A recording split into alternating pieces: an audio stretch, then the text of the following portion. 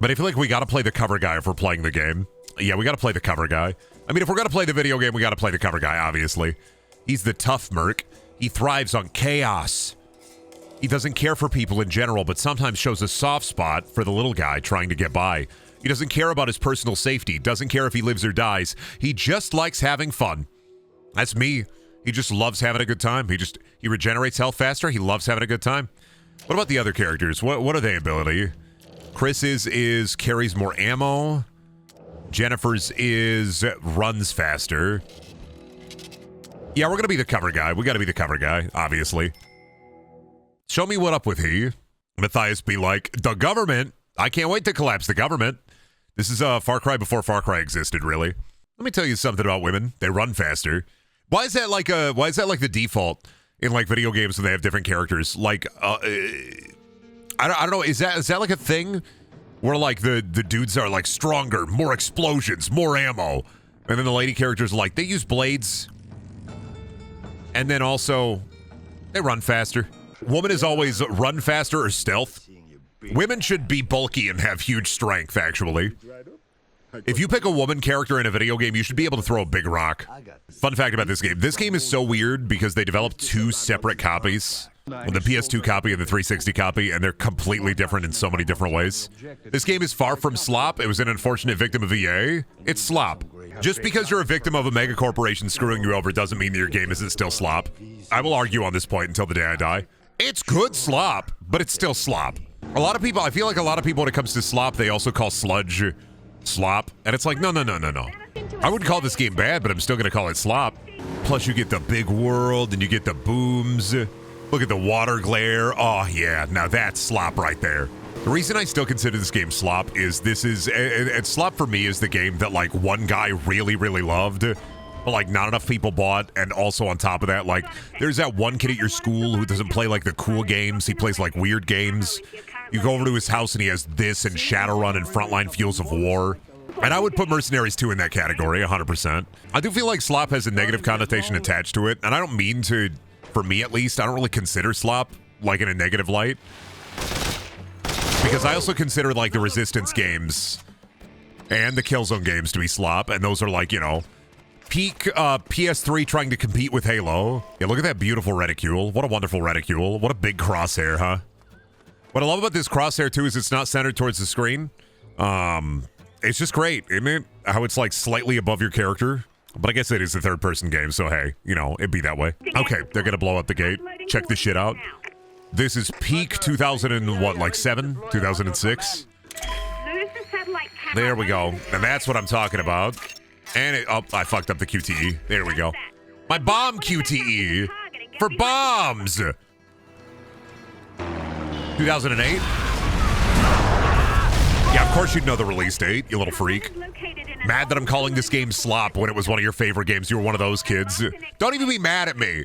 I call games that I love slop all the time. I call The Darkness slop, and people still get mad at me for calling it slop. I'm just saying, if there were new games coming out and your game was in the bargain bin for $10, your game is slop. Was it mad about that? Oh, okay. I can't read emotion from text, so I'm immediately adversarial. Whose fault is that? Mine? I'm not going to take personal responsibility for that. I'm only a little mad about it. Be more mad about me calling The Darkness slop. More people are mad at me about that. This game is the filler for my GameStop deal. This is the game that you'd get like a buy two, get one free deal. And this game would be $10. You get two games you actually want. And you're like, sure, fine. I'll grab this out of the bin. It has a gun in it, I guess. Fine. It's got a guy with a gun in there. I like gun games. Sure, Mom. I'll get Sonic 06 and Sonic Lost World on the Wii U, and I guess I'll get Mercenaries 2 on the PS3 or 360. Yeah, this is the perfect GameFly game. You gotta talk to your mom and be like, Mom, please, can you reactivate my GameFly? Well, the last time all you did was rent Putty Squad on the PS4. Yeah, but this time I'm gonna get good games, I swear. Well, just stop paying for Putty Squad. I'm so sick of paying for your Putty Squad habit. Stop it. You gotta reactivate my GameFly. I gotta play Naughty Bear. It has new DLC. You gotta get the, what is it, the naughty edition of Naughty Bear? You have to get the really naughty edition of Naughty Bear so you can get the didn't you get like a Kill Bill outfit? Does anybody remember the OnLive game console? I do. I remember seeing that at the store. And then I remember seeing it in the clearance section. And then I remember not seeing it. Do you remember the Ouya? Everybody remember the Ouya. Wasn't it fucking crazy that when Google was releasing the Stadia, they had like an ode to game consoles past, and they had like the Ouya and the Dreamcast in their little display. And I think about that from time to time, where it's like, why would you advertise Stadia with the Ouya? Like, I don't. Genuinely mind-boggling. Ouya was the greatest game console ever invented. Oh yeah, it had Towerfall Ascension and the Frog game. It had Amazing Frog and Amazing Frog 2. I can't name more than 2 Ouya games, because those are the 2 Ouya games. I think Towerfall and Towerfall Ascension were the only like Ouya games. That was it. It was Towerfall, and that was the one. It had Towerfall. Remember when EA had online passes you had to activate for multiplayer to work? Oh yeah, for Battlefield 3, because they were really mad about online video gaming, and they were like, "Don't you dare pre-order a video! Don't you dare buy a pre-owned game! Don't you dare do it! If you buy a pre-owned game, we'll kill you. We'll do it. We'll kill you. You got to also buy the online pass." It's like, oh boy, I got Battlefield 3. I can finally play the amazing campaign. Although they jumped back on that really fast. They went back on that pretty dang fast. Hey, stop shooting at me. I gotta blow up your house, dude. You gotta chill. Everybody be Danny Trejo out here, and I need you to chill, Danny Trejo, please. I gotta blow up your house. I remember wanting to get Shadow Colossus from Blockbuster, but my brother convinced me otherwise. I played the remaster, and it was so retroactively furious. Part of me is really thankful that I missed out on a lot of games, because I feel like I'd be a much worse person if I played a lot more better games. I'm thankful I played a lot of crap, because if I didn't play a lot of crap and just Pokemon, I don't know if I'd be the same person. Because now when I play a video game I didn't get to play when I was a kid, that is a quote-unquote good video game, I'm like, wow, this sucks. And I don't have to worry about nostalgia or anything. You could realize that every game that everybody says is a good game is actually bad. It was only good because they were a kid. The slop kept you humble? No.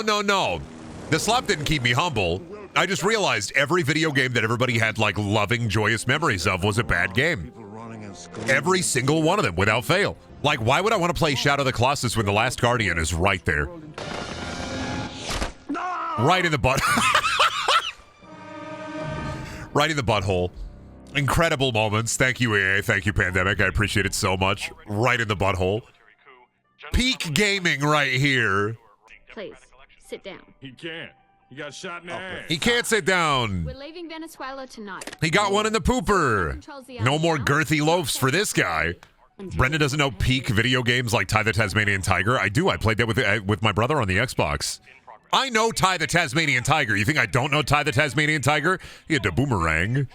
That's what I call when my grandma calls. I say, "Oh shit, the boomerang." But no, in serious, the reason that I'm glad I played a lot of shit games as a kid was that, I can appreciate games more as an adult now. Because I missed out on some of these games that people were like, this defined me. And it's like, awesome, I can play this and it's good. Or it can be Sonic, and then it's always bad. Why is every Sonic game just bad? Like bad. They're all bad. Why is every Sonic game just like bad? There's no foundation. The music is good, but every single game plays like absolute dog shit. Every single one plays terribly. You can't get me with this bit. This is something I legitimately believe. This isn't even bait. I just believe that Sonic games, I've played so many of them. I played Mania, thought it was bad. I played Adventure and Adventure 2, thought they were bad. I played the good ones, and they're bad. They play like dog. They play like dog, and they play like ass. They play like dog ass. They're just genuinely bad in the modern day. If I played them as a kid, I could probably get into them. Boppin' music, lovingly made. They're just bad. Sonic makes me feel like my senses are betraying me. I respect the hell out of Sonic for making so many bad games. And I'm not even talking about the bad ones. But of course, this is from somebody who I did not grow up with him as a kid. I respect the hell out of that people like him. I think they are all bad. Not like objectively, maybe. More so like bad for me. But I'm like, no, I've tried so many Sonic games. And every single one, I do not like them on a foundational or fundamental level. But also, like, when it comes to Sonic, I mean, I didn't grow up with him. I didn't play a Sonic game until I was an adult. Mania was the first one I ever played. And I just genuinely don't like the way the platforming works. This is all from a personal opinion basis. This is not on like an objective basis. If I wanted to go on an objective basis, I just do not fundamentally get Sonic. I don't get it, and it's the same as Mario. I don't get Mario. I love Mario Odyssey. I get 3D Mario. I don't get 3D Sonic. I don't get 2D Sonic. I don't get 2D Mario. I sound way more like a psychopath whenever I talk about not getting 2D Mario. I don't get Mario. I don't get it. I've tried. I don't get 2D Mario. I don't understand it. I can play harder platformers. I do not get Mario. I will continue to state this. I do not understand Mario. Love Mario 3, love Mario 64, love Galaxy, love Odyssey. Odyssey was my first Mario game I ever beat. Genuinely enjoyed the hell out of that game. Love the giant dinosaur. You run and jump and go bing, bing, wahoo. What's not to get? I don't like how the timing on the jumping is in Mario. I do not get it. I can play Super Meat Boy and it's tight as hell, but Super Meat Boy was the first platformer I ever played at like 20. And like legitimately, I don't know how I had Nintendo consoles and I escaped playing like any 2D platformers until I was 20. I just avoided every single one of them. Did not play them, did not want to play them. Even when I was a kid and had like a 64, my uncle had a Super Nintendo. Did not care. Just did not like any 2D platformers. I looked at them and said, no thank you. Even when I had a Game Boy, Game Boy Advance, Game Boy Color, Game Boy Advance SP, didn't play them. I had those consoles, did not play them. The first platformer I played was when I was like 18, 19, 20. It was Super Meat Boy, and I loved that game. And the more I think about it, like from a cultural standpoint, it's really weird how I avoided Mario for that many years. I didn't play 64 until like 3-4 years ago. It's really odd how I avoided Mario. I did not play Kirby. The only games I played when I was like from baby up until like 13, it was like Pokemon and Katamari and like random sloppy video games you get at the Dollar General. You do not get Mario games when you are a poor kid. You have a choice as a poor kid, all right? When your grandparents are like, oh, I'm going to get a Christmas gift, hell yeah. You're going to go for Pokemon because that's the one game you get. And then that's the game you get for the year unless you, oh, we get to rent something? Awesome. Or B, oh, shit. A birthday present? Hell yeah. I want another Pokemon game. I am not going to spend that money. Mario was like, what, like 40, 50, 60? I am not going to spend like that like one gift on a game I don't know if I'm going to play it. And every time I would go to like the rental store and go to like Blockbuster or Movie Gallery or Hollywood Video, every time Mario would be out, they wouldn't have it. So I just completely and utterly avoided all Mario until I was like in my 20s. And I avoided every platformer. The only reason I even played Zelda was because I was lucky enough to get a GameCube and it came with the Zelda like demo disc.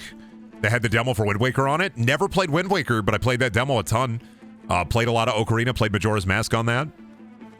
But like I had an N64. The only games I had were Pokemon Stadium and Hey You Pikachu, and I think Tony Hawk.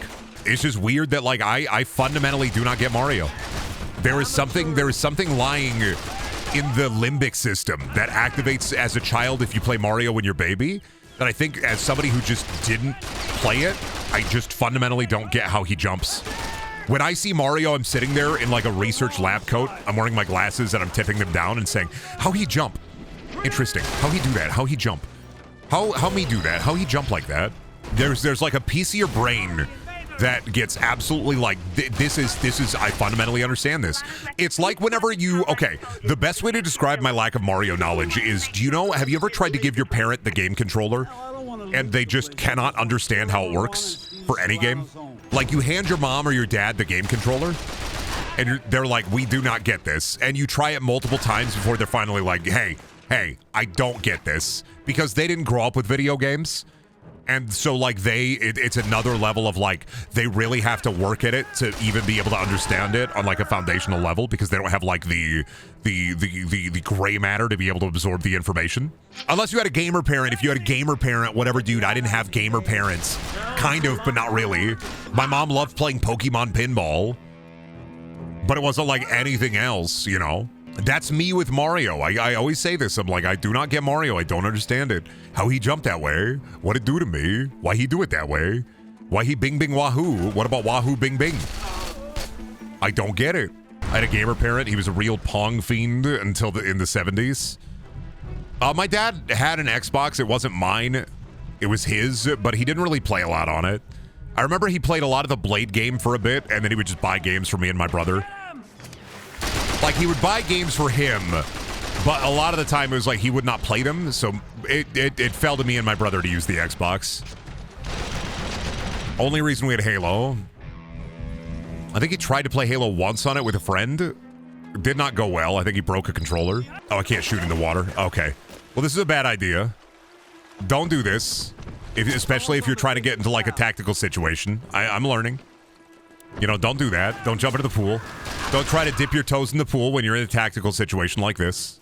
Should have known better. Didn't know better. In a tactical scenario, it's best not to wet your toes. You shouldn't go piggy dipping. But what if I want to go piggy dipping? What if I want to go piggy dipping in the piggy pond? I get my fat little toes in there. How many controllers did you have in the old box, and how often did you play with your brother? We had 2 controllers. Used to have 3. Dad broke one. One was the Duke controller. The other one, I think, was like a GameStop, like, cheap replacement controller. That's what I loved about Halo 1, though. Oh, God. You play Halo 1 with your little brother, and you make him, like, stand in front of you, and then you beat him to death, and then he drops ammo for you, so you can do the hard parts. It's kind of hard to do this because they have bombs, and I don't have bombs. Well, no, I also have bombs. Then you've got quite a few guy. That's it! They're running and fleeing in terror. I know, this is my house now. Our mansion. Contract complete. Are we good? You gonna give us the cutscene of us moving in?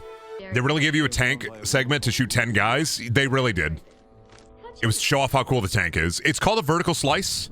It's not like a slice of cake. It's called a vertical slice. And with the vertical slice, you slice the vertical, and it shows you what the game's gonna be like. Kind of like when you start Fallout 4 and you get to that little town of Concord, and you get into the power armor, and you're like, this is badass. When you get the tank in this, it's supposed to make you think, oh my God, this is badass. Sucker tried to play me, but you never paid me, you never. Oh no, you didn't. Payback is a come, and you're gonna be running forever. Oh no, you didn't. Until I get my vengeance, I will never end this mayhem. Oh no, you didn't. I'm a mercenary. You ain't got a prayer, you owe me. There we go. Now I can hit the note. Buddy, what is that, an armored boat? Gonna take a lot more than that to kill me. I'm the guy from the song, you know. You ever hear it? I don't want to bang the truck up too much. I want to get it to be able to get the money. I want the big money.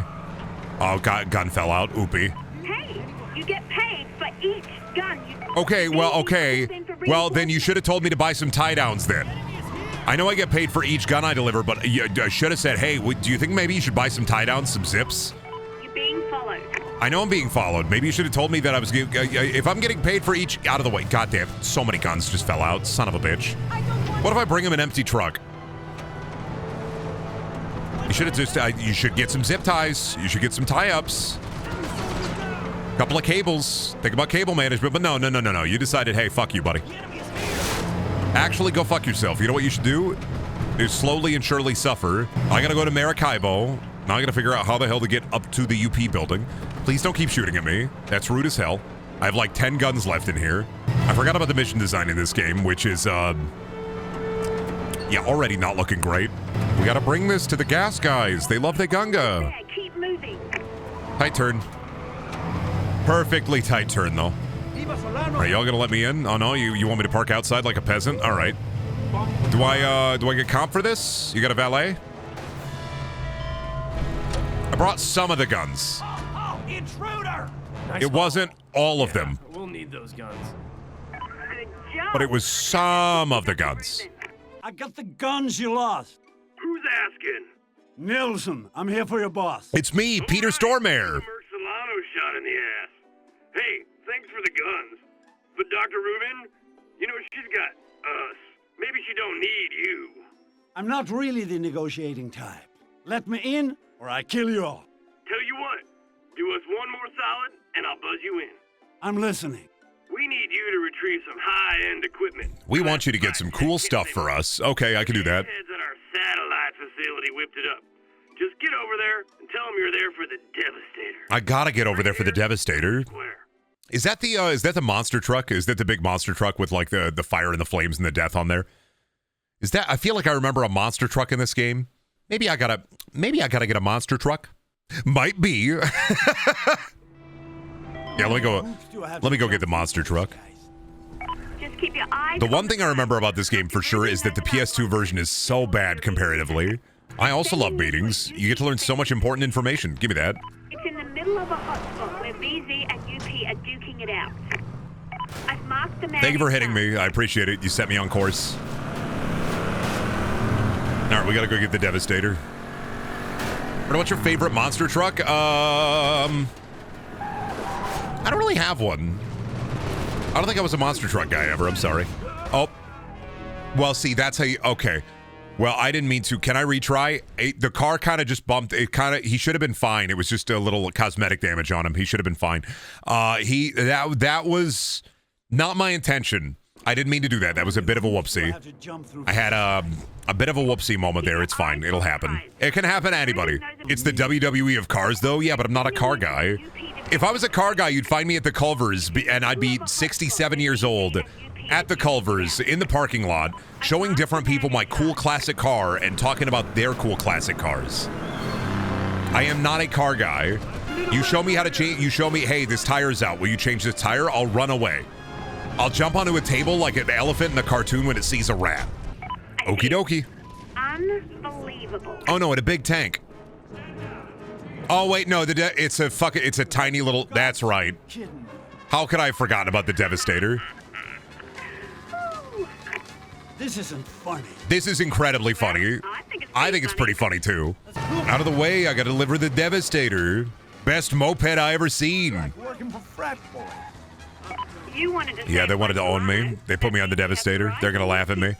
Now you have to drive it. Here's your daughter's bicycle. Can't believe they put my real ride in here. Yeah, okay, but if you saw me coming at you riding that, you'd be terrified. To be fair, if I was riding that, though, I'd have one of those, like, what are they called? Let's see. Lumberjacks use them. I'd have an axe. Your knees would be beside your head. Okay.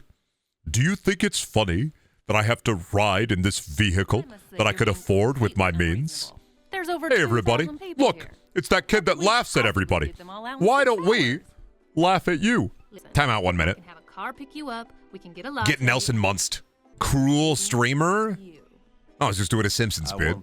I think often about the really tall guy in the small car in The Simpsons, and Nelson Muntz laughs at him, and then he gets out of the car and he's like 6'5", 6'8", and he's like, do you think it's funny to make fun of somebody who's driving a vehicle? This was the only vehicle I could afford.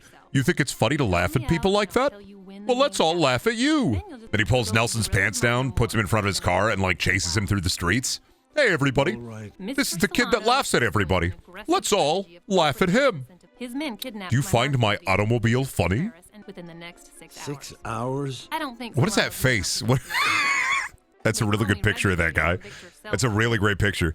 You know what Ford stands for, huh? Fixed often road disease. Got him. I love how truck guys are. Not like actually, but like I genuinely think it's the funniest thing ever, especially being a Midwesterner and knowing how like people are so weird about trucks in general.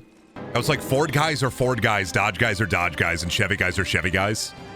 And it's just like the weirdest, like, truck guys is one of the weirdest kind of guys. There will be folks who go into a bar and they will spend hours talking about why their friend's truck sucks and why their truck is awesome. And that'll be it. Cybertruck guys are a whole new different kind of guy, though. Cybertruck guys are what we in the business call morons. Dude, I love the guys who have the Cybertruck, and they'll post like videos of them going like up a slightly steep incline. They'll be like, look how awesome my Cybertruck is, huh? It can go off, it can hit a road bump, and the bottom will only slightly fall out. Oh, Cybertruck guys are the funniest kind of guy. Because they bought they got tricked into beta testing the Cybertruck. Come on now, we should be nicer to them. There are a lot of, a lot of hedge fund managers really, really wanted to beta test that truck. A lot of guys who own, I don't know, protein supplement businesses really, really wanted that cool truck. I did see the video of the Cybertruck running into a fence post, running through a bunch of fence posts, and the bottom basically just fell out. And I'm like, dude, a smart car could probably take those fence posts stronger. I understand that the Cybertruck is supposed to look cool, and from like a design standpoint, I do like fucked up and evil looking cars. But the fact that it's not only is it like a shit truck, but that it's a really shit truck is just it's just so sad.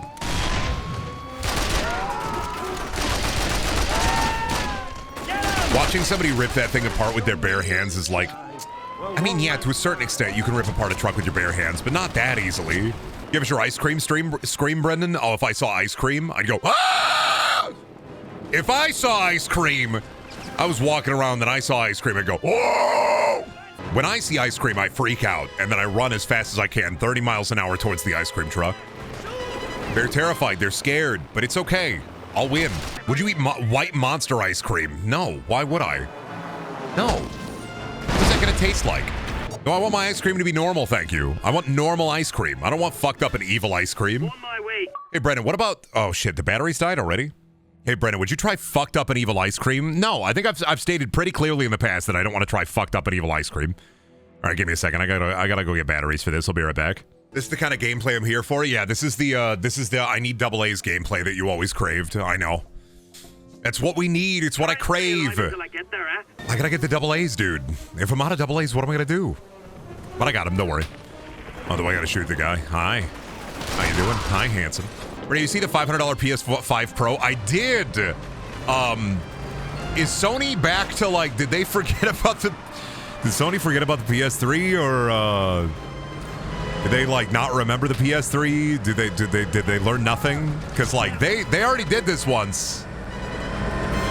Ridge Racer. Yeah, I did have a flashback to Ridge Racer. Giant enemy crab did give me a pretty wealthy flashback to the good old days with the PS3. Really, I think the worst thing about the PS5 Pro is that it doesn't come with a disk drive. Like at that point, like, dog, dude, come on now, dude. One, there are not enough games on the PS5 to make it worth that jump in price. Like, there are not enough exclusives only on the PS5. And two, no disk drive? Like, really? You're going to put your flagship console out there, you're going to put the big edition of it, and you're going to make people pay separately for the disc drive and have no disc drive on launch? The exclusives are mostly just VR. It's mostly just VR at this point, because honestly, every PS5 game has just been coming to PC. So what's even the point of like going to the PS5 Pro when you can just spend $700 on building like a mid-range gaming PC that can do more?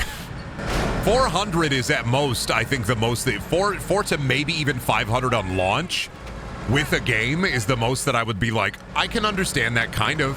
$700 is so much. It's so goddamn much. It's so much.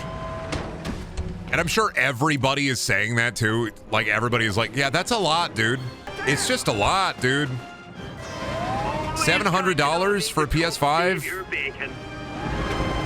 versus $700 for something that does more, a machine that can do more. Because, like, I understand. Oh, head stuck in the wall. I can understand fundamentally buying a console for 400 or getting a console for 400, because that's like the price point in my head of like a launch console. And like 400 for a launch console is like, okay, you know, if you're using this, if this is like your machine and you're using it for like dumb media and stuff, and you dubiously posting it, and you're like, okay, you get this, it's an easy hook 'em ups, it's 2 cable, you get you put it in the TV, it play Returnal and Demon Souls. $700 is a lot to ask. Only the bravest Sony shills will pay for this. Only the strongest Sony warriors. Watch his shitbag scalpers sell it for, yeah, well, yeah, on top of like, at $700, on top of that, scalpers are going to sell that for double. Returnal is on PC now. Yeah, but it's just like I'm just saying it's like a game. As a, what is it, a Demon Souls PS3 machine? Or sorry, is it Demon Souls PS5 machine? Do you really want a Demon Souls PS5 machine? It seems like Sony wants to make the PS5 the rich person's console for some reason. Not true. No, there is a casual audience who buys these like high-end consoles. I mean, it was proven with the PS4 Pro, which wasn't as much, you know, and the Xbox Series X and stuff. It's the same as like somebody who is broke but will still, you know, pay $1,400 for an iPhone. There are people out there who will just do it. You are forgetting. You were thinking of this from a logical standpoint. I'm thinking of this as like Sony understands to a degree their consumers. There will be a lot of people who will buy that for $700 and they will only play NBA 2K25 on it, and that's it. Because they're the same type of people that will buy an iPhone for $1,400 to $1,500, and like it's like a status symbol thing. It is less. They're not marketing it to rich people. They're marketing it to people who think that's what rich people are buying. The common man will purchase the PS5 Pro. People will be like, it's dead in the water, it's dead. Yeah, from like the minority of loud gamers. But you aren't thinking of like the guy who like goes, he works 80 hours a week. His wife was like, I need the new iPhone, I need it now.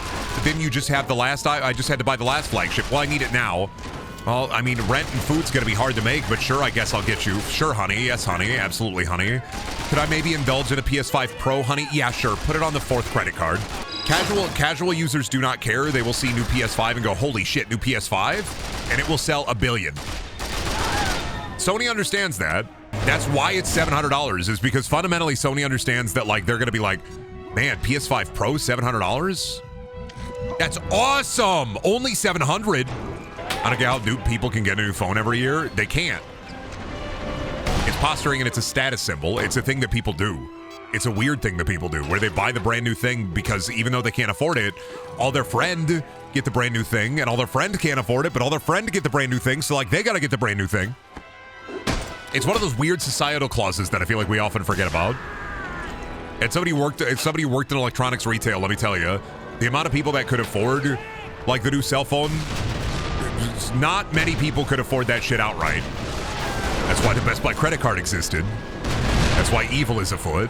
That's why, dude, I used to work, when I worked at GameStop, there was a rent-to-own place nearby, and the amount of dudes who would go in there, flat goddamn broke, and still pick up like, oh yeah, a rental plan. This PS4 that you're buying, this PS4 Pro, normally it costs you $400, but with our rental plan, you know, you pay, you know, $900, but over the course of 2 years.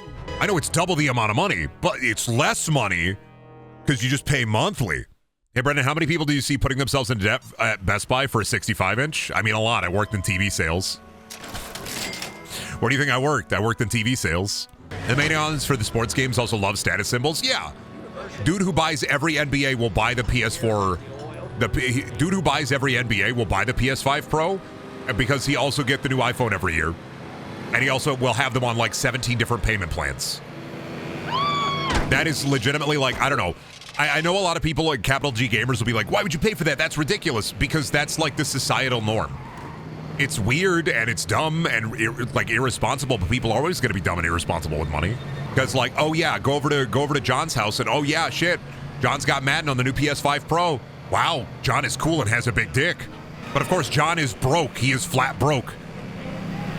John's toilet breaks and he can't afford to replace the toilet, so he's like, yeah, if you want to go to the bathroom, you got to go to the gas station 3 blocks down. But I got that PS5 Pro, man. $700 for no games. What a steal.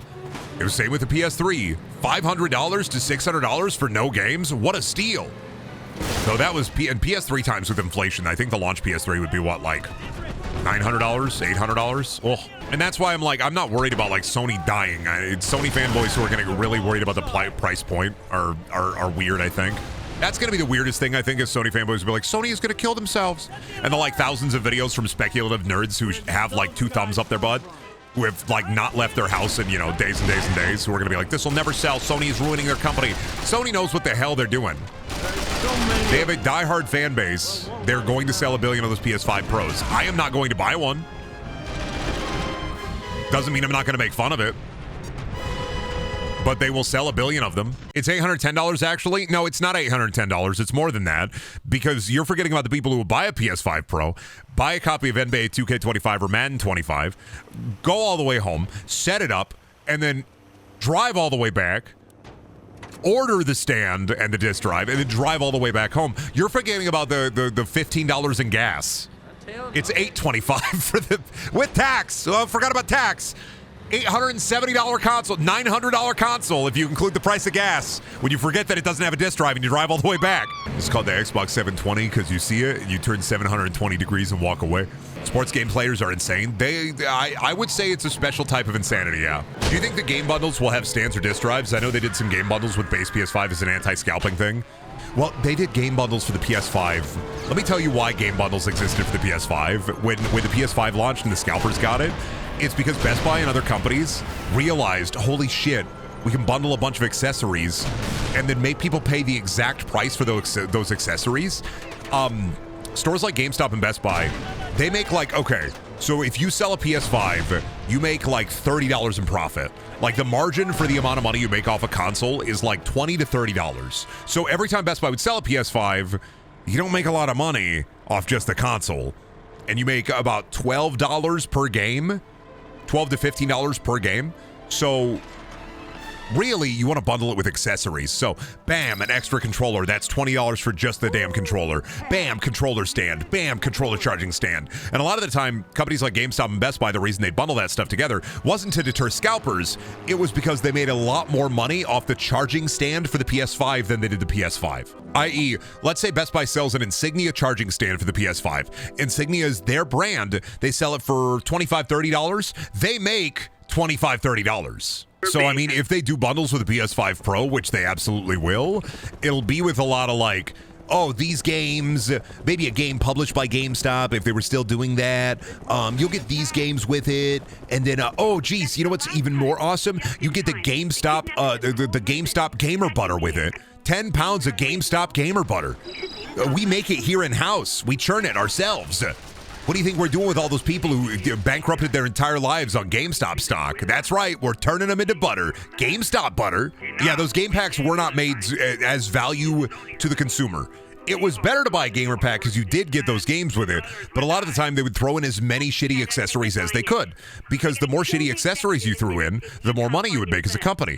That's why, I mean, I always talk about this in retail. Why do you think when you go to a store, they try to sell you the insurance? You know? The reason they want to sell you the gamer insurance isn't because, it's not because they care about you, but the reason they're so insistent on it is when you buy gamer insurance, that's 100% profit. When you buy a gameplay guarantee at GameStop for $3 on your $60 game, I don't know how much it is now, but it was $3 for the expensive games back when I worked there. When you buy $3 gamer insurance, that is $3 that directly goes into GameStop's pocket. And 99% of the time, people would not utilize the gamer insurance. So it's like when you bought the disc protection, 99% of the time you'd buy it for $3. You would never use that. That's just free money. You paid $3 for a sticker. What if you scratch a disc, then you go and you turn it in? But 99% of consumers aren't going to be turning it in. So it pays for itself. When you buy the Best Buy guarantee, the Geek Squad protection on a PS4, that's like $20, $30, $40, right? You're probably never going to bring it in. You're probably going to forget you have it. They legitimately sell the insurance policies because A, it's infinite money. It's an infinite money cheat. B, most people aren't going to take advantage of it. Your average consumer is going to buy it and then completely forget that they had it. And then if they're lucky enough to have an issue, they'll use it. But it was way more rare. It's way more rare for somebody to remember they have the insurance than somebody who will just buy it and then forget about it. The console protection and your Geek Squad guarantee and the gameplay guarantee, your gamer insurance, literally exists because it's pure infinite profit. And like, yeah, if they got to replace a disc here and there or a console or an electronic here and there, it's no skin off their back. And then for anything that's not easily replaceable, if you buy like the Geek Squad protection on like a washer, dryer, like an appliance or a TV, they make it way fucking harder to be able to get that shit replaced. I legit scratched up like 2 PS1 games. They've been making bank on my paranoia about doing it again ever since. Let me tell you, Blu-rays are really hard to scratch. You don't need to buy the protection on a Blu-ray game. Is it possible? Yes. Do you need to do it though? No. 4 years at GameStop. All right. Imagine this, 4 years at GameStop, 40 hours a week. Okay. 4 years at GameStop, 40 hours a week. I replaced 1 Blu-ray disc, maybe 2 Blu-ray discs with the gameplay protection. Working there for 4 years. 360 games. Oh, you buy the score. Wii games, buy the score. Blu-ray discs, never saw them. It's even better with Blu-rays for like the gamer gunk because it's super infinite free money if you talk a mom into buying it. I think when it comes to like the insurance, it generally just depends on how good the salesman is, really. Like for me, I sold a lot of Geek Squad protection, I'm sorry. I did sell a lot of it. I did sell a lot of Geek Squad protection, I'm sorry. I did just run over a lot of civilians, I'm sorry. I had to do what I had to do. Yeah. Well, so the reason I did that too, though, is because for a while they were offering Best Buy gift cards for numbers. And so I sold a lot of them because I would get free gift cards depending on how many I sold. For some stuff, it's actually worth it. Okay. But what about $15 headphones? Is it bad that I sold a lot of Geek Squad protection on $15 headphones? That's probably a bad thing. It's probably bad. It's probably bad that I would sell protection on almost every pair of $15 headphones that would come through my cashier. How long does it last? 2 years for a pair of $15 headphones. A lot of it. Sell me the protection. Try. Okay. Hey, looks like you're buying a Corsair keyboard today. $100. Looks like the Geek Squad protection is $11.99. Would you like to pick that up today? Now, real quick, one of my favorite parts about Geek Squad protection is if you're having issues with the keyboard, what you can do with the Geek Squad protection is you can bring the keyboard back, and within that 2-year period, you'll get store credit for the money that you paid for that keyboard. So you're paying $110 on this keyboard today. You'll get $110 back in store credit. And I don't know, maybe if you wanted to like get that $110 back and maybe upgrade your keyboard in a year or two. You'll lose the money on the protection, but you'll get $110 back in store credit if you had an issue, wink, wink. And then you could use that store credit towards like a new keyboard. And that's how I would get you. Because you'd think, well, fuck, actually, $110 back. I mean, I lose out on the $12, but I get that money back and I can upgrade my keyboard or get a better keyboard. Wait a minute here. In like a year or two, I could come back in and get a nicer keyboard and put that $110 towards a nicer keyboard. That's a lie. We stopped doing that. We just mailed them out. I don't know. I worked there until 2020 and we kept doing it. So, I mean, eventually I bet they stopped it, but how else was I supposed to sell it? What? What other way? You think I'm not gonna lie? I mean, obviously I'm just gonna lie. No. I love how the value proposition there isn't even the warranty. It's just scamming the gift card system until they stop doing that. Yeah, pretty much. Did they stop doing that? That's crazy. I understand completely because I took advantage of it every time I could.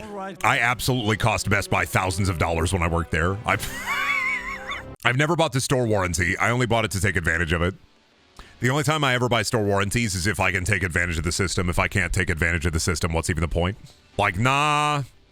Most things have a 1-year warranty. If I'm going to have a problem, it's probably going to be in that 1 year. I'm like, nah, if I can take advantage of the system, I'll use it. But if I can't take advantage of the system, I'm not using this. Maybe if I had like a kid, if I had like a child that wasn't a cat, if I had like a toddler running around, I'd probably buy it if it protected against like, you know, physical damage. But yeah, you're talking like the in-store warranty for just like in-store warranty sake for like defects. 80% of products, the defect is going to arise within the first year. You know what? I think this island paradise could use a couple of strip malls. I'm not seeing a lot of vape shops. I'm not gonna lie to you. I think we need more vape shops. A banana stand? Cool. What's a banana? Like $10? No. We need a vape shop. Yeah, we're gonna put a vape shop right here, over there, and over there too. A lot of carcinogens in the entire area here. Just a whole lot of carcinogens. I'm talking about carcinogens over there, carcinogens over there, a couple of carcinogens over here. Just kind of, did you take the tank? Really? Grow up, dude. Come on. I'm gonna goo you. I'm gonna guy goo you. Hit him with the guy goo. Turn this guy into a slime. Hit him with the guy goo. Release your guy goo! There are 4 vape shops on my town's main street, and there's like 10 shops total, maybe like 12 to 15. It's kind of crazy how many vape shops there are, and how many, like, there are more vape shops than Subways in a town now. Like, you go to a town, and oftentimes there are more vape shops than Subways. Phrasing, Brendan, what, guy goo? Guy that turned into the goo? Guy goo? You got a problem with me saying guy goo? Like if I had an army of slimes and I said, release my guy goo. That's messed up? Why is that messed up? Explain that to me. Just saying guy goo? Goo from the guy? Cum is guy goo. Explain, what is cum? Cum is Arrival. That's a movie actually about aliens and stuff. I think that's a different thing. I think you're getting confused. It's okay. We all get a little confused. Put it to good use. I read an alien book recently. I read the first published Alien book, Earth Hive. Not good. Not a good book. Definitely was a book. Not a good book. I own that. Oh, Earth Hive. Not a good book. Another present. I won't lie to you. Not good. I read the whole thing. I read it all today. It is absolute slime. Yeah. God, they really did. It actually made me think. Earth Hive made me think of the Church of Unitology, because the bit in Earth Hive. Okay, let me explain this alien book to you. Is this writer immediately jumps the shark and he's like, it's so fucking stupid. The alien, these two people survived a different alien colony than the one in Aliens. And they basically get relegated back to Earth. The little girl gets sent to a medical facility, and she gets like her brainstem like shocked and tased, and she gets locked in like a mental institution. And the dude just keeps getting discharged until he's in a military prison. So they get the dude, and they're like, "We want to get an alien." An alien? I crushed the alien. We want to get an alien. You want to get an alien? We want to get an alien. So will you go and get an alien with us? So it's like, okay, I'll go get an alien. So they send this dude to go get an alien, and he like decides to break into the medical facility where the girl is being kept before she gets lobotomized, and kills a bunch of people and rescues her, stows her away on the ship. They go to get an alien, while the B plot is, oh yeah, this company already has an alien on Earth. What? Yeah. Why? Okay, so like the company that already has an alien on Earth is sending a guy and a bunch of androids, and the guy immediately, this fucking character, I think his name is like Mueller. He's terribly written. It's two corporate guys named Red and Green talking in a boardroom about how twisted and fucked up this guy is. Where he's like, yeah, this guy we hired is so twisted and fucked up. His family died yesterday and he didn't even care. And then it switches to a POV of this guy who's like, my family died. I was used to them and comfortable, but like, I don't care. I can make a new family. So this guy's like twisted and fucked up and evil and stuff. And like that's it about this guy, is that he's really evil and he loves to kill. Okay. So they send this guy after the people they send off to the alien homeworld to go get the alien specimen.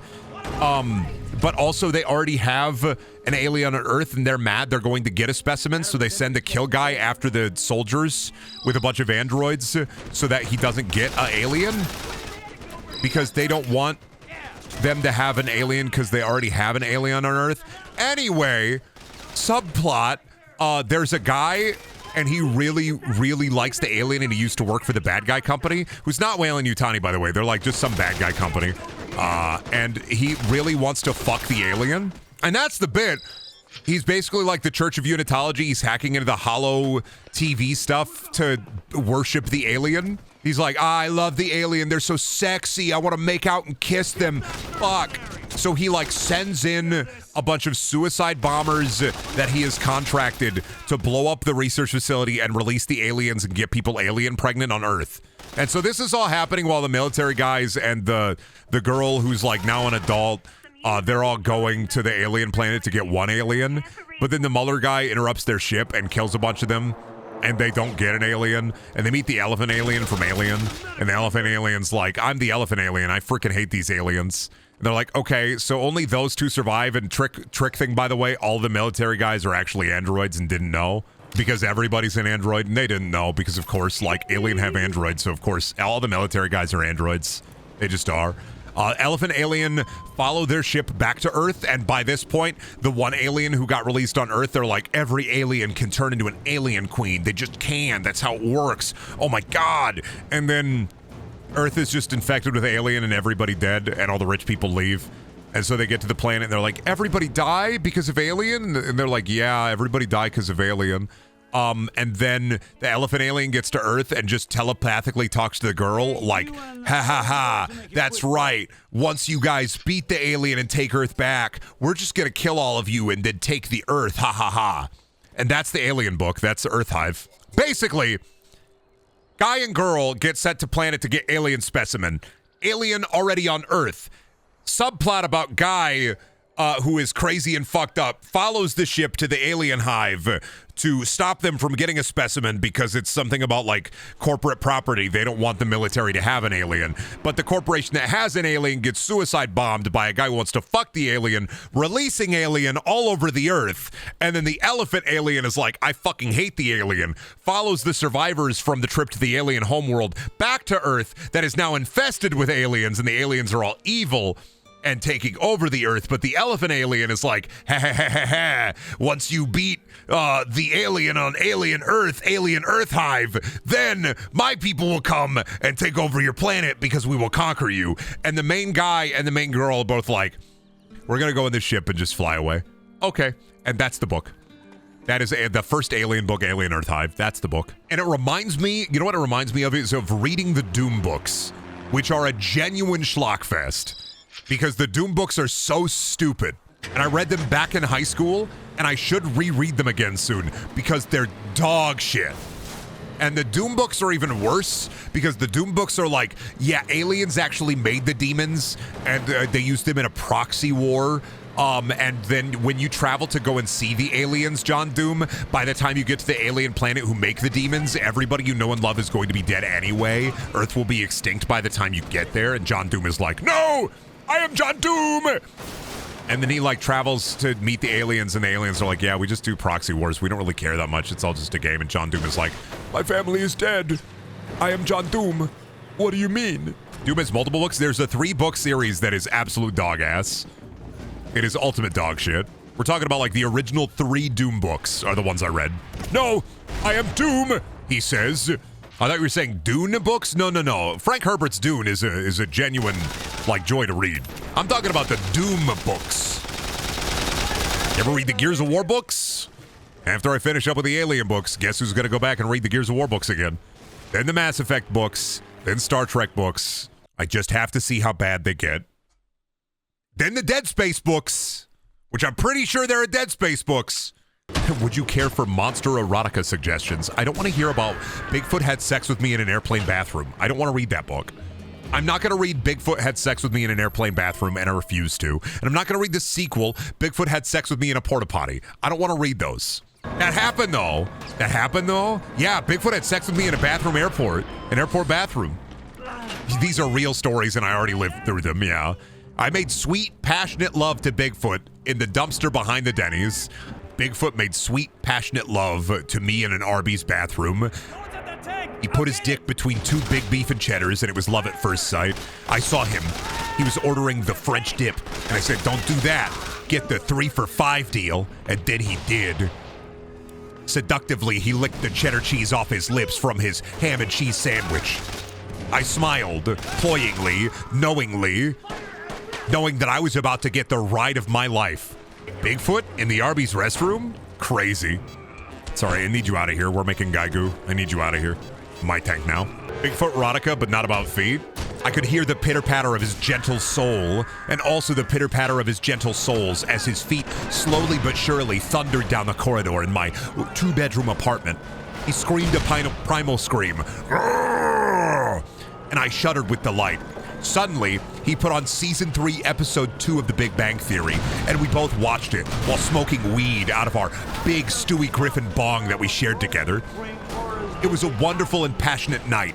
The lovemaking wasn't there, but I surely enjoyed his presence as he held me tight while Sheldon Cooper said bazinga. I, too, would find my own bazinga much later that night. But Bigfoot had to go. It was his shift at the Taco Bell. He was a manager there, and he was very good at his job. He said, "Arrgh." And I said, I would love a beefy 5-layer when you get back home from work, honey. And I kissed him tenderly on the lips while he put on his Taco Bell outfit. What is this bit, Brendan? It's Bigfoot erotica. Duh.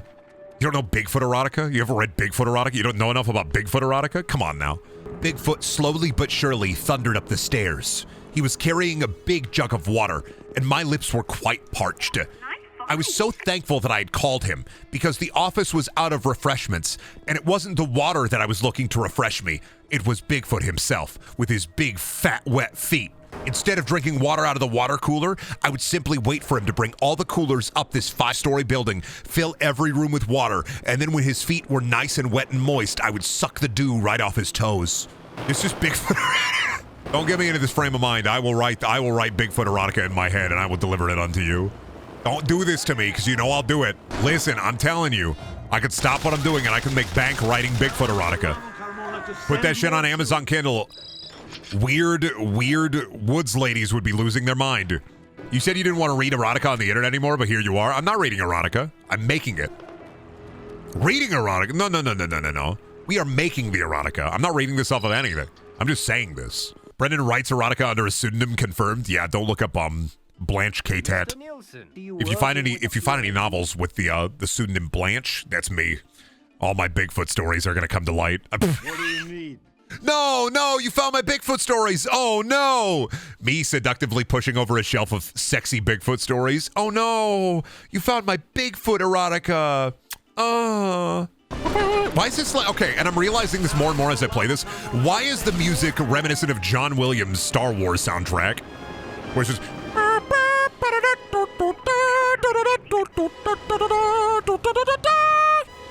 like I'm not crazy, right? This feels like I should be. Fuck! I just realized they made the Battlefront games. Wait a minute. It totally is Star Wars style music. Pandemic made Battlefront and Battlefront 2. Wait a goddamn minute. Pandemic also do Star Wars. I have a brain cell. My brain is functioning. My neurons are firing. Ah! I watch Match. Shit's good.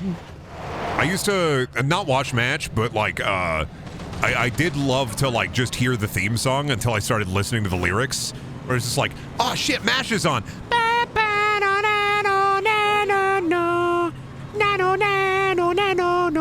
But then it's like, 'cause suicide is painless and it brings on many changes, and I can take it or leave it if I try. And I was like, wait a minute here.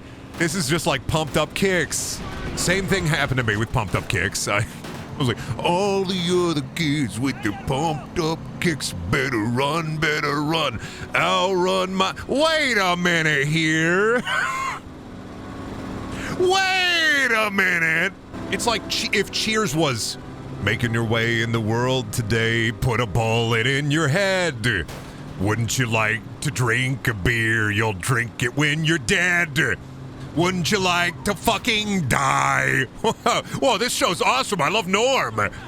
Sometimes you wanna go wherever. Wait a minute, what did he say about dying? Where everybody knows your name. The Cheers theme does have that one line, I know. I wanna be where everybody knows you. Imagine watching Frasier and it's like, toss salad and kill your dead. Like, I don't. Wait a minute here. What did it say? Go and commit patricide. And it's like, is this a major theme in Frasier? I mean, it kind of is, but like, I love Frasier. It's so cool. It's got a great theme song. Go out and rob some banks. What? Niles? Yes, Frasier. Do you think today we should commit arsony? You mean grand larceny? Oh, sorry, I got confused with burning buildings again. Do you think we should go out and commit grand larceny? No, Frasier, I think that's a capital idea. Let's go grab Daphne and let's go rob a bank. It happened in Frasier. They did it. They did it. Niles? Yes, Frasier. Do you think we should, you think we should eat this guy? Let's ask Dad. Dad, do you think we should eat that guy? I think you boys should both get together and just eat that guy. Well, I think Dad concurs. I think we should concur as well. I think we should eat that guy. What is Frasier about? It's just kind of like that, but like more normal. Frasier, what kind of wine do you think goes with eating a guy? Gee, I don't know, Niles. Maybe a nice Merlot, a Cabernet. Dad, what do you think goes best with eating a guy? I think you should have a beer while you eat that guy. Well, Dad, I don't think we're going to eat that guy and just have a beer. It's an important moment, Dad. We're eating a guy. And it's just like that, but like normal. Frasier is like, okay. Frasier is about Frasier being a psychologist and being a hoity-toity, tight-in-the-pants guy, and his brother, who's also a hoity-toity, tight-in-the-pants guy, and their dad, who was a cop and now lives with Frasier, so he's like the normal guy who drink the beer and have a dog. So it's like two hoity-toity sons and the guy who want to drink a beer. And Frasier's dad lives with him. And situations arise because things happen. But it's a good sitcom for the most part. It's got a lot of good bits. I like Frasier. Frasier, I think I like a lot more than Cheers. Cover me! And only because, like, Frasier has more, more of a continuous story than Cheers does. You having a little bit of trouble here, buddy? Buddy, the door's right there. Buddy, the door was right there. Do I gotta summon? No, come on, buddy. Hey, buddy, the door's over here. Hey, buddy, door's right there. Great job, buddy. No, buddy. Hey, buddy, you gotta back up a little bit. Door's right there. Hey, great job. James Earl Jones was in an episode. He played a blind guy, and Frasier broke the sculpture of his blind man's wife. True. James Earl Jones was also, R.I.P., rest in peace, King. James Earl Jones was also in Big Bang Theory, and Sheldon Cooper had to go on adventures with James Earl Jones, who wanted to party. And Sheldon Cooper didn't like that James Earl Jones just wanted to party and hang out. They prank called Carrie. They cranked Carrie Fisher. They went to her house. They rang her doorbell. They ding dong ditched her. They ding dong ditched her. Real thing that happened. James Earl Jones and Sheldon Cooper ding dong ditched Carrie Fisher in The Big Bang Theory. Crazy moment where they were like, Star Wars. We drive the car. We get real far. Out of the. Don't run directly into the road when I'm just doing a little bit of sidewalk goofing. Come on now. If everybody ran into the road while I was just doing a little sidewalk goofing, we'd have a lot more pedestrians creamed on the front of my truck, okay? Car, not a truck. I was seeing trucks and I was thinking a truck. Brendan, do you chew your food good? Yeah? I don't chew. I just unhinge my jaw like a snake and eat things whole. You gotta chew because that's how you enjoy the food. Don't be like, yeah, I don't chew actually. I'm like a snake. I go outside and find many a bird nest. Then I eat those bird eggs. Doesn't matter how big the egg is. No egg too small, no egg too big. If I see an egg, I'll eat that egg. That's me right here. You're not out there climbing trees and eating robin's eggs out of the bird's nest. Come on now. Don't just lie. Or what's your favorite egg? Here you go, boss. I mean, my favorite egg dish is French toast. It counts. It's eggy bread. Does that count? Am I allowed to? Am I allowed to say French toast? It's egg bread.